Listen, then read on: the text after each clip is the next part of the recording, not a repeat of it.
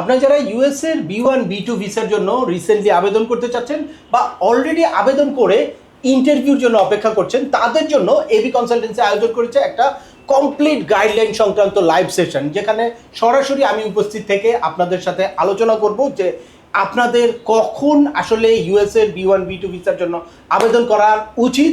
অর্থাৎ আপনি যদি বিজনেস পারপাসে ইউএসএ ভিজিট করতে চান বা ফ্যামিলি রিউনিফিকেশন বা মেডিকেল পারপাসে বা কেউ কেউ এখন খেলা দেখার পারপাসে ইউএসএ ভিজিট করতে চান অথবা ট্যুরিজম পারপাসে ইউএসএ ভিজিট করতে চাইলে আপনাদের কখন আবেদন করার সঠিক সময় বা আপনাদের এলিজিবিলিটি ক্রাইটেরিয়াটা কি, এটা আপনাদের কাছে ক্লিয়ার একটা ধারণা পাবেন। অ্যাট দ্য সেম টাইম আপনারা যদি এলিজিবল না হন তাহলে কি প্রিপারেশন নিতে পারেন, কিভাবে প্রপারলি DS-160 ফিল আউট করতে পারেন এবং প্রপারলি DS-160 ফিল আউট করে ইন্টারভিউর আগে আপনাদের কি ধরনের প্রিপারেশন নিতে হবে। ইউএস এমবাসি ঢাকা শুধুমাত্র ইন্টারভিউ নিয়েই আপনাকে কিন্তু ইউএসের 5 ইয়ার্সের মাল্টিপল এন্ট্রি ভিসা দিতে পারে।